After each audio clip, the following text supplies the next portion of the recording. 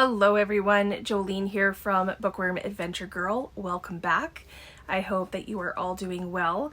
This is where I talk about the books that I'm reading, that I'm hoping to read. I like to read diverse books and I highlight Canadian literature. If you are new to my channel, thank you so much for checking it out. Please hit subscribe and stick around. It would be great to have you as part of the community. Today I am going to be basically wrapping up the Reading Across Canada challenge for 2024. For those of you who don't know what the Reading Across Canada challenge is, it is basically a reading challenge that hopefully encourages people to read Canadian literature or more Canadian literature, and we call it CanLit. So in 2024, there was 12 prompts for the challenge, one for each month. And December's prompt was, or is, to read a Canadian book recommendation. So that was meant to be a fairly easy prompt because you could basically, read any of the books that have been recommended from previous prompts, or, that someone has recommended to you along the way, either in person or online. So as we were finishing up the challenge this year, I thought that what I would do is go through the books that I read for each prompt, and then the next Reading Across Canada challenge, that video will be the introduction of the Reading Across Canada challenge for 2025. So for each of these prompts, this year, I'm going to share one of the books that I read, even though for a few of the prompts, like in some of those cases, I did read several. And in one case, I still hope to read a book for that prompt before the end of the year so that I can actually finish the challenge in 2024. So the prompt in January was to read a Canadian debut book. And for this prompt, I chose Cereus Blooms at Night by Shani Mootoo. And Shani Mootoo, in my opinion, is an underrated Canadian author. This was the second book that I've read by her, and I cannot wait to read more. This was a really good one. February's prompt was a Canadian book about Canadian Black history and or by a Black Canadian author. And I did read a few books for this prompt this year that all fit, but the book that I'm choosing to highlight for this is Disorientation by Ian Williams.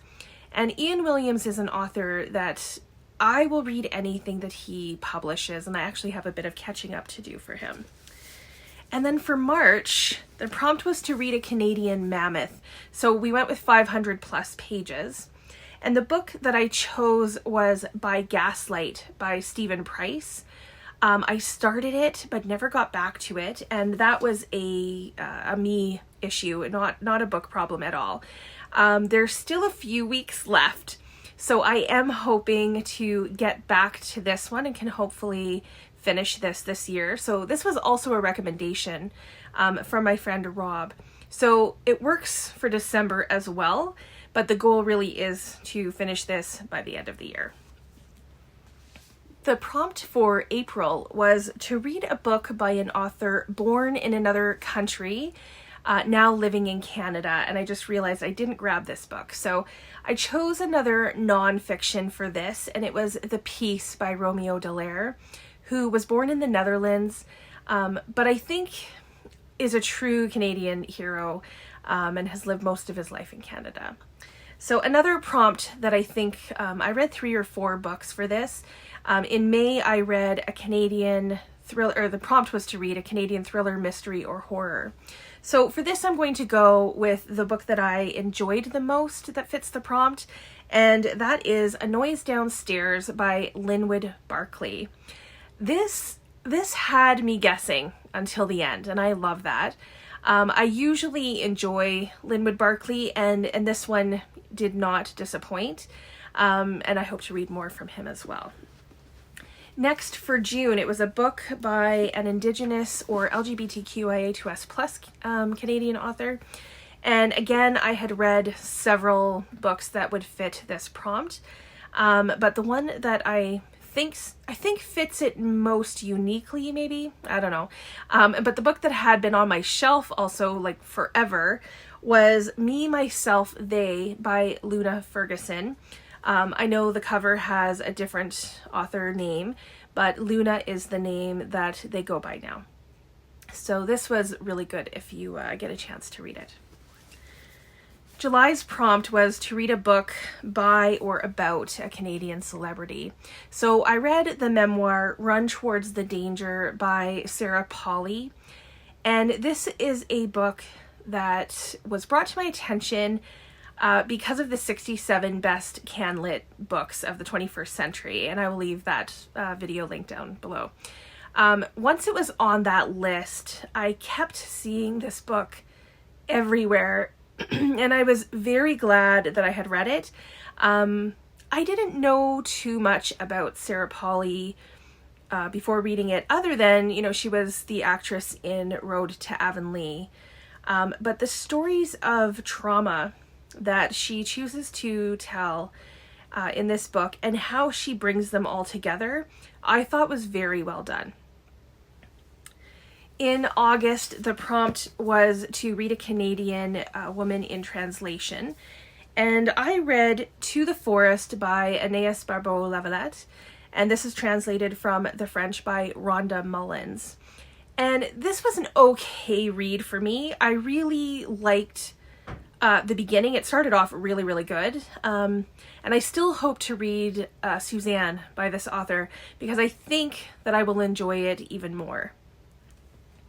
September's prompt was aligned with Shorty September, and it was to read a Canadian book less than 200. I think we went with 200 pages. So I chose a very tiny book called Tiny Ruins by Nicole Haldoupis, and this is a coming-of-age story, and for such a tiny, it's such a small book, it really had a lot to offer. October's prompt was to read a Canadian Literary Award winner.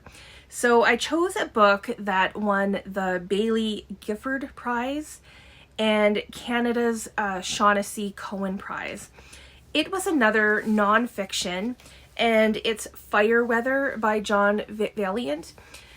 This is about the wildfire in Fort McMurray that took place in 2016. And I learned a lot about fires, that's for sure. This book is so relevant for our time, obviously to inform us about, what happened. But also, since we are still experiencing wildfires and the impact that it's having on our environment, I think it's really an important book. November, the prompt was to read a Canadian nonfiction book. And again, I had read a few for other prompts, and I read a few more for this particular month. So I am going to highlight Bloom Across Canada by Beka Shane Denter. Some of you may have seen the chat that I had with Beka. I will link it below so you can check it out if you haven't had a chance yet. She talks about this book, which includes 50 women and non-binary people from across Canada. Each province and territory is included or represented, and it is a follow-up to her Bloom Where You Are Planted book that is similar in its structure and an idea. So this is a perfect option for the Reading Across Canada Challenge because it covers quite a bit and it's just very well done. And finally, here we are in December, and I wanted to go fairly simple for this since it's, to read a Canadian recommendation, as I said earlier.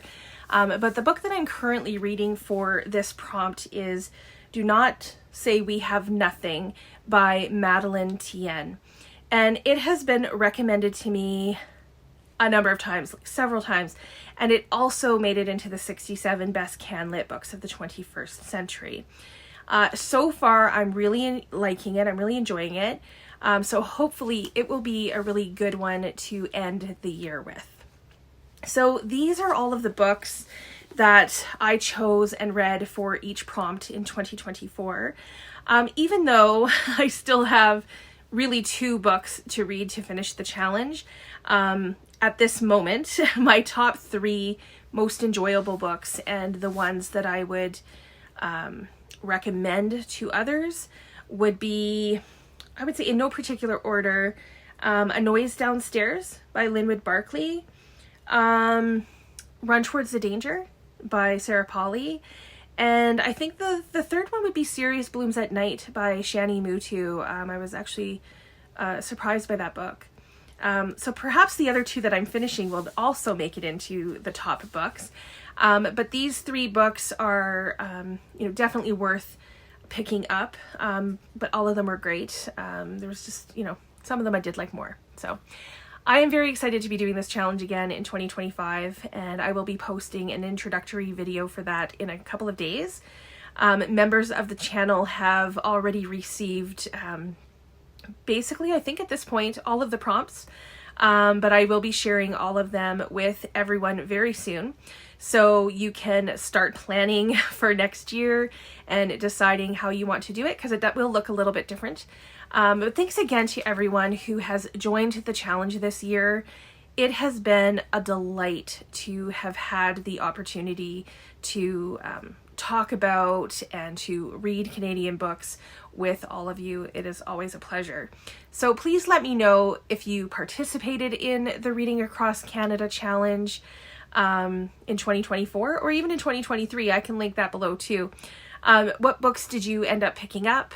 Did you have a favorite prompt, or were you introduced to a new author? I would love to hear all about all of those things. I really look forward to chatting with you in the comments. As always, thank you so much for watching. I hope you enjoy the rest of your day, and don't forget to make every day an adventure.